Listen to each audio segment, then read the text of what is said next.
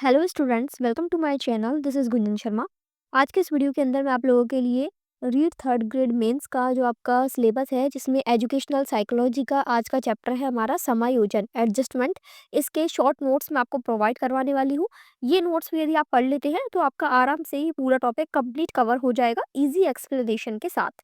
तो यहाँ पर सबसे पहले तो समायोजन की परिभाषा दी हुई है। देन उसके बाद जो आपके अलग-अलग साइकोलॉजिस्ट हैं, उन्होंने क्या-क्या कथन दिए हैं समायोजन से रिलेटेड, उन्होंने क्या परिभाषाएँ बताई है, वो यहाँ पर इन नोट्स में बताई हुई है।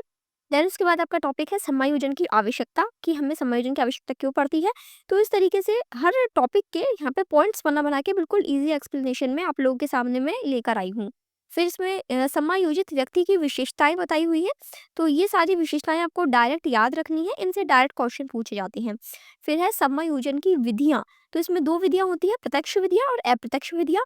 इन दोनों ही विधियों के जो यहाँ पर पॉइंट्स लिखे हुए हैं, सब पॉइंट्स, उनको आपको एक-एक करके पढ़ना होगा। ठीक है? तो पहला है इसमें प्रतिगमन या प्रत्यावर्तन। यहाँ पर उसकी डेफिनिशन है और फिर उसके उदाहरण भी दिए हुए हैं, उसको सरल भाषा में समझाया हुआ है। ये नोट्स आपके थर्ड ग्रेड मेंस के लिए कंप्लीट है, एनफ है।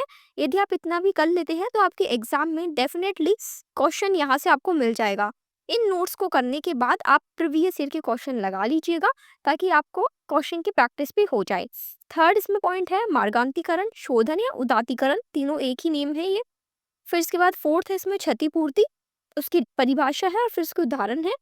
अगला पॉइंट है इसमें प्रतिक्रिया निर्माण, उसके बाद है विस्थापन, फिर सेवेंथ है रूपांतरण, एट्थ है दिवा स्वप्न, नाइन्थ है इसमें तादात्मीकरण, फिर नेक्स्ट है इसमें अंतक्षेपण, और उसके बाद फिर यहाँ से स्टार्ट हो जाती है प्रत्यक्ष विधियाँ। अभी तक हमने जो ऊपर देखी थी वो अप्रत्यक्ष विधियाँ थी।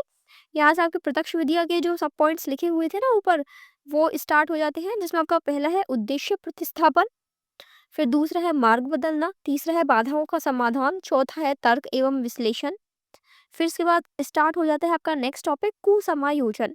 अब कुसमायोजन क्या है, क्या परिभाषा है, इसके क्या-क्या कारण हैं, तो वो सारी चीज़ें यहाँ पर हम देखेंगे। कुसमायोजन के मानसिक कारण में पहला कारण है अंतर्द्वंद। फिर अंतर्द्वंद के अंदर भी आपके अलग-अलग पॉइंट्स हैं, मतलब इसके भी प्रकार हैं। तो इसमें 3 प्रकार के होते हैं ये अंतर्द्वंद। पहला तो हो गया इसमें उपागम अंतर्द्वंद, दूसरा है परिहार अंतर्द्वंद, तीसरा है उपागम परिहार अंतर्द्वंद। तो इस तरीके से तीनों को ही यहाँ पर समझाया हुआ है। देखो, यदि आप बुक से पढ़ते हो इन्हीं टॉपिक्स को, तो बुक में बहुत सारी एक्स्ट्रा थ्योरी आपको पढ़ने को मिलेंगी। अब इतना सब कुछ लास्ट टाइम पे आप फिर से तो रिवाइज नहीं कर सकते, इसलिए शॉर्ट नोट्स होना ज़रूरी है। तो इस तरीके से मैं आपको जो आपका रीड थर्ड ग्रेड मेंस का सिलेबस है, उसके जितने भी टॉपिक्स हैं उनके सभी के शॉर्ट नोट्स, जो कि आपको मोटा मोटा एक तरीके से याद करना होता है, वो मैं आपको मेरे चैनल पर प्रोवाइड कराऊंगी। तो यदि आप नए स्टूडेंट हैं तो चैनल को सब्सक्राइब कर ले, ताकि बाकी के नोट्स भी आपको चैनल पे आगे मिल सके। Thank you for watching this video. Please share this video to more students.